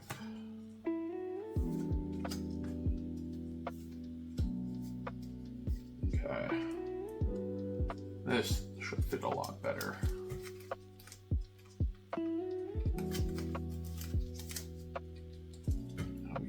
Even with it being 24, 25 cards, it does fit in there decently snug, and I think it's because of the thickness of the card stock. The thickness and like the width of it.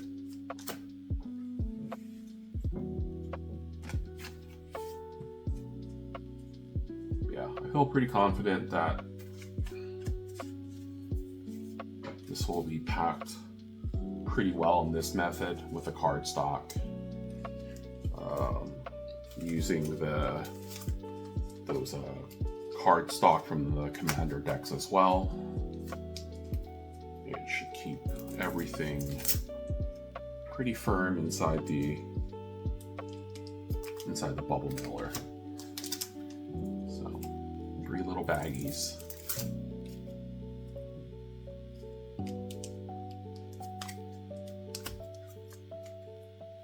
These are pretty thick bricks, actually.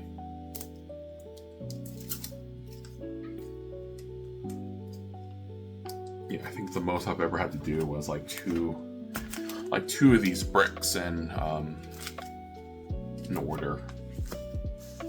Yeah, I will stick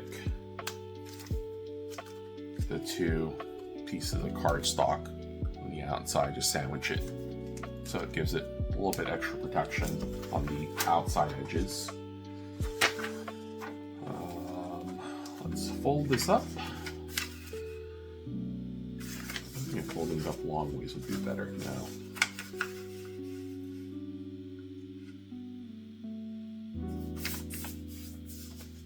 Hoping it fits into that bubble mailer, my old bubble mailer.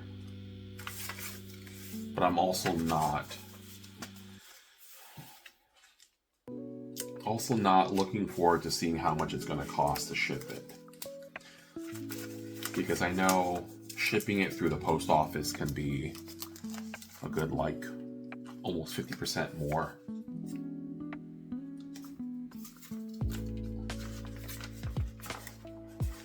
This is a pretty padded ball mailer. Okay. Yeah, so it looks like it will fit. It'll be pretty firm in there as well, but yeah, it fits in there. I'm gonna fill out all my information on there a little bit later. But there's like one more order that I need to pack, and figured I'd show it to you guys as well. It's the Gundam Star Deck 1. So this box I actually made and cut out using an old shoebox. It took me a long time to do. It was like a 10-minute process because I had to like measure it all out and make sure I did all the cuts correctly.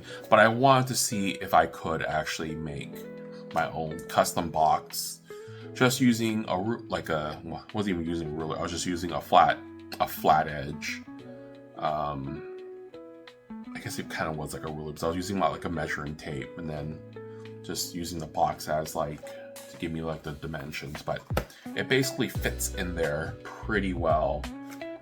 I realize I need to grab some bubble wrap and potentially some extra packing paper as well. Let me go grab that real quick.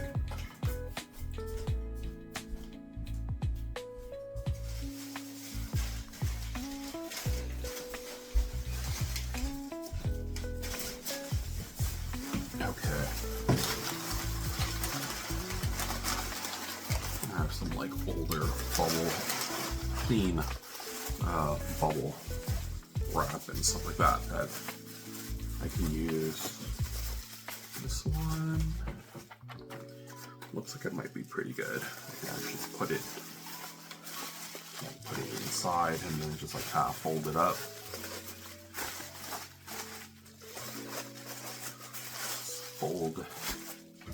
Fold it over.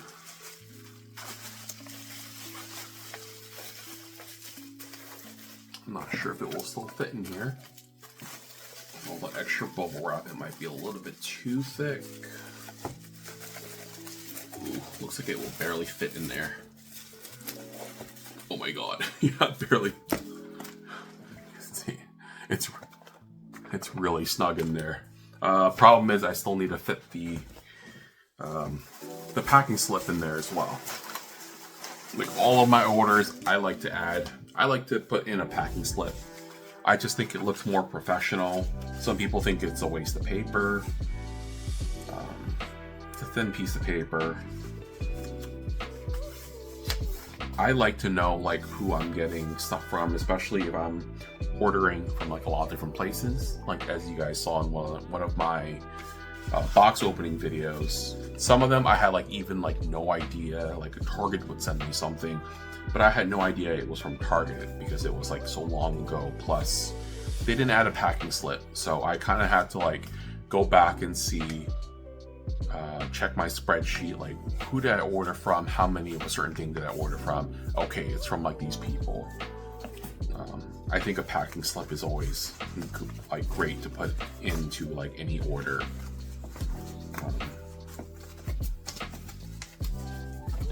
I'm just not sure if I can fit it.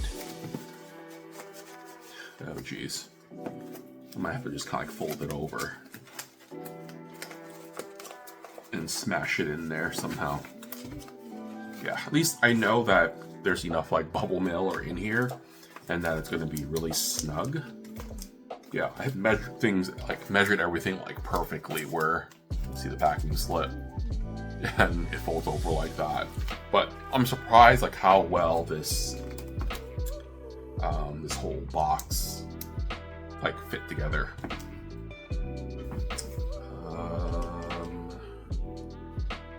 Yeah, let's tape this up.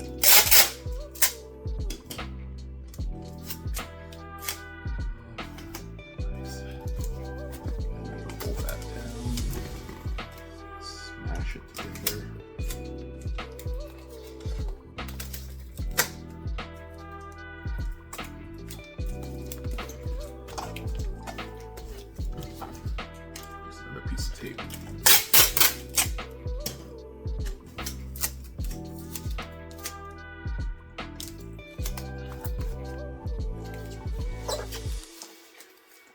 Alright, I think that's pretty good. It's pretty taped up. Yeah, I'm actually gonna need to print a label for this one too. This one I sold on TCGPlayer, so almost forgot about it. Let's get another packing slip made.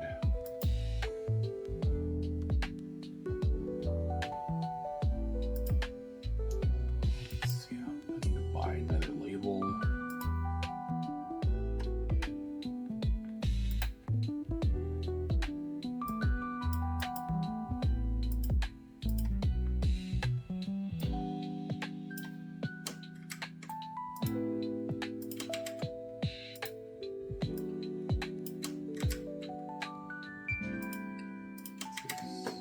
Mississippi.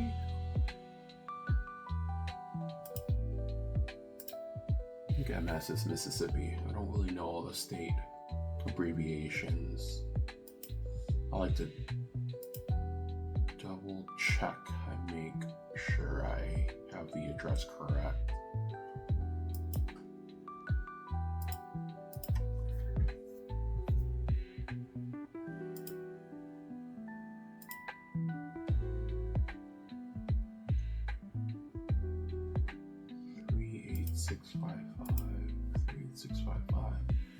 Okay, that looks like it's correct. I'm using a box. I need to grab my tape measure, I realize.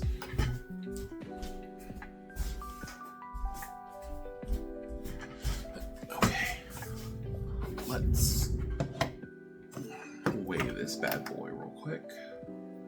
It should only be like a few ounces, I think.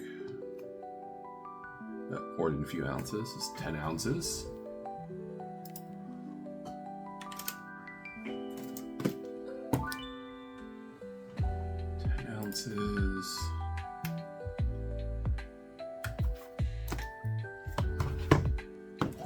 As long as it's under a pound, I realize that's kind of like the threshold of like when things start to go up in price. This is 5.5.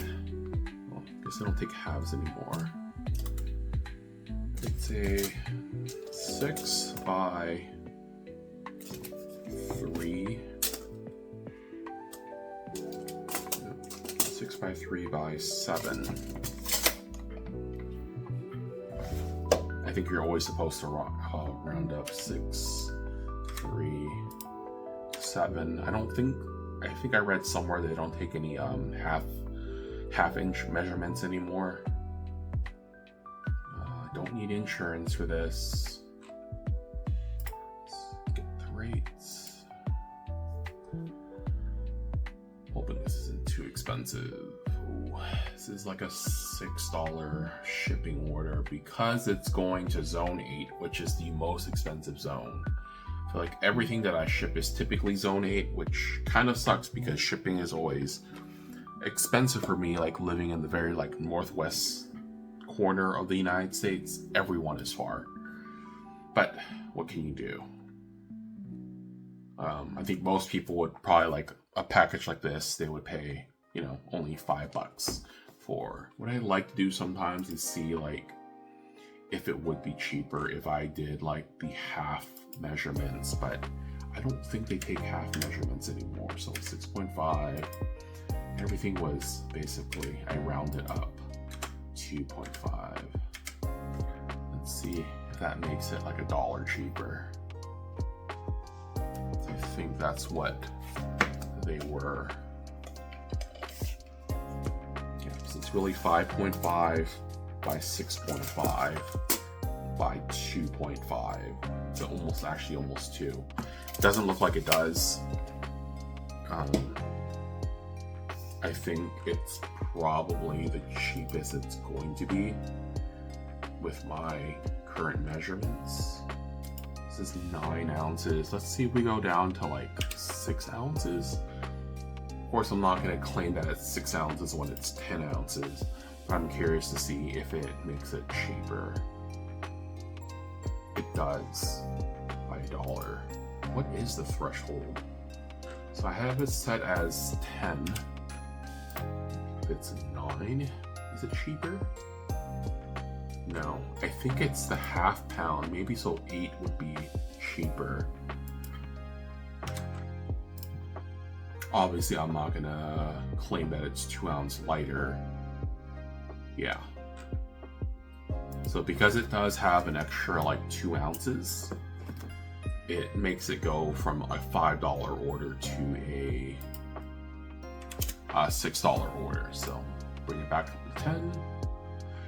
Because I don't know what happens if the customer gets charged extra to get it delivered, or they will eventually just charge me anyways. Okay, so that, and I want the customer to be able to get their order on time. I don't want to claim that it's like a different dimension or weight and potentially have their order delayed.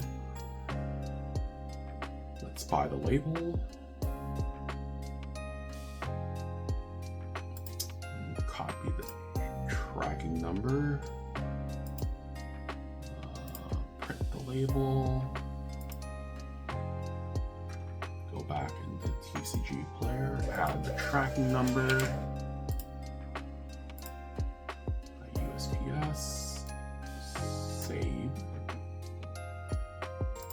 Okay, that was sent.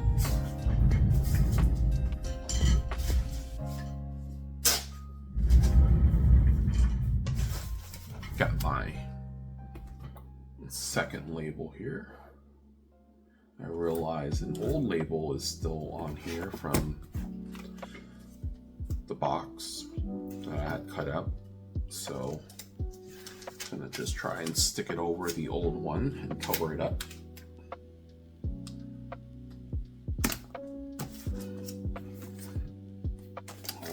And yeah, that was 14 orders. It was like 14 or 15 orders.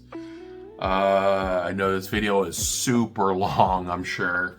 I probably could have done everything in probably half of the time. I think just kind of taking my time and talking to you guys, it made it like a lot longer.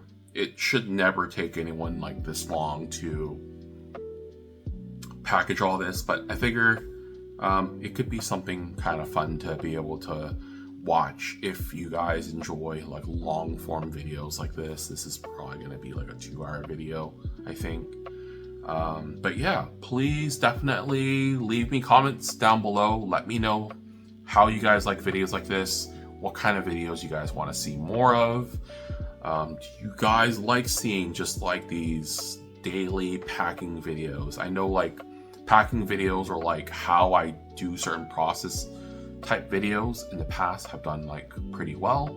I feel like I get like the most like engagement in those, where people are asking me questions about certain things. I get a lot more comments in these type of videos. So yeah, definitely interested in hearing what you guys think. Even like to you, like other sellers out there, do you guys have like certain processes where you guys do where you feel like I could like improve on? I'm always trying to think of ways to be like more efficient. Just try to like work smarter, not harder. But yeah, until the next video, I will see you guys next time.